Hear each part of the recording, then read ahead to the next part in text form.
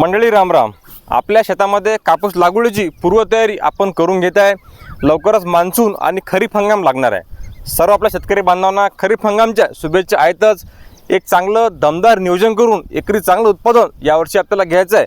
म्हणून पेरणीपासून ते काढणीपर्यंत संपूर्ण माहिती, सविस्तर माहिती, खरी माहिती याच आपल्या यूट्यूबला तुम्हाला पाहायला मिळणार आहे. म्हणून सबस्क्राईब करून ठेवा.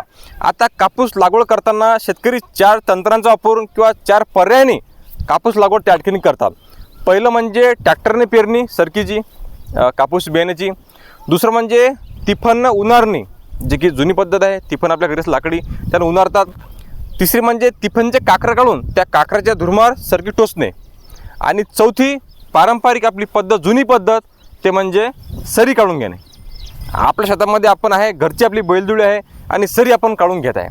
आता या सरी काढण्याचे काय फायदे आहेत हे सविस्तर माहिती आज आपण पाहणार आहे. आणि म्हणून मागच्या कितीतरी वर्षापासून आपण सरीनेच त्या ठिकाणी सरकी लावत आहे. समजा एक मिनटं. आता हे जे सरी आहे, सरी काढूनच शेतकरी बांधव सरकीची पेरणी का बरं करतात. आता समजा जून महिन्यामध्ये कापूस लागवड करताना किंवा अगोदरही जर पाणी आलं आणि आपलं जर कापूस बियाणं इथं लावेलं असलं आणि कितीही मोठा पाऊस आला तर संपूर्णपणे पाणी जे आहे या सरीच्या माध्यमातून बाहेर चाललं जाते आणि आपलं जे बियाणं आहे सरकीचं हे शाबूत राहते. आणि हा खूप मोठा फायदा आहे सरी पाळून घ्यायचा, ठीक आहे ना. आणि म्हणून दरवर्षी आपण कापूस सरी लागवड करतानाच सरी पाळल्यावरच त्या ठिकाणी करतो. चालल्या. आणि विशेष म्हणजे सरीचे असे फायदे आपल्याला आहेत की किती मोठा पाऊस हो, कारण मागच्या 3 ते 4 वर्षामध्ये आपण पाहिलं की सुरुवातीला जून महिन्याच्या पहिल्या आठवड्यामध्ये किंवा 15 दिवसामध्ये भयंकर मोठा पाऊस पडतो. आणि तो पाऊस असा पडतो की संपूर्णपणे बांध फुटतात, माती वाहून जाते. आणि म्हणून आपलं कापूस लागवड केलेलं बियाणं वाहून जाऊ नये, खराब होऊ नये यासाठी आपली सरी असते.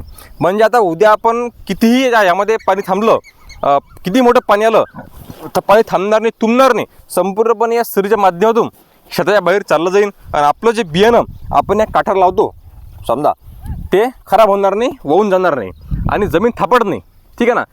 किती भयंकर पाऊस येऊ थापडत नाही. आणि समजा 1-2 दिवस 3-4 दिवस सरकी लावली आणि पाऊस आलाही नाही तर याच्यामध्ये ओलावा असतो, त्या ओल्यावर आपली सरकी त्या ठिकाणी राहते. तर अशा पद्धतीनं पूर्वतयारी आपण कापूस लागवडीची त्या ठिकाणी करून घेत आहे. लवकरच 4 ते 5 दिवसानंतर आपण यामध्ये सरकी कापूस त्या ठिकाणी लागवड केलेली आहे. तुम्ही आपल्या शेतामध्ये कापूस लागवड कोण्या पद्धतीनं करता, ट्रॅक्टरने पेरता की तिफननं काढता की सरकी लावता, कमेंट करून नक्की सांगा. आणि शेतकऱ्यांचं जे काय 1-2 मुख्य पीक असतील त्यामधलं एक मुख्य पीक आहे म्हणजे कापूस. आणि कापूस लागवडपासून ते काढणीपर्यंत म्हणजे फवारणी असो, खत असो, त्याला बीज प्रक्रिया असो, ठीक आहे ना, किंवा औषध लावणी असो, ड्रिंचिंग असो, शेंडी खोडणी असो, सविस्तर माहिती आजच्या व्हिडिओमध्येच किंवा रोजच्या आपले व्हिडिओ आता येत राहतील काढणीपर्यंत. म्हणून या व्हिडिओमध्ये तुम्ही चांगली माहिती पाहिली असेल लाईक करा आणि सबस्क्राईब करून ठेवा, म्हणजे असे व्हिडिओ तुमच्यापर्यंत येत राहतील. संपूर्ण शेतामध्ये आता आपण सरकी जी आहे ते सरी जी आहे ते वाळून घेत आहे. धन्यवाद. या व्हिडिओमध्ये आपण थांबत आहे इथंच. परत भेटूया नवीन व्हिडिओमध्ये नवीन माहिती घेऊन. जय जवान, जय किसान.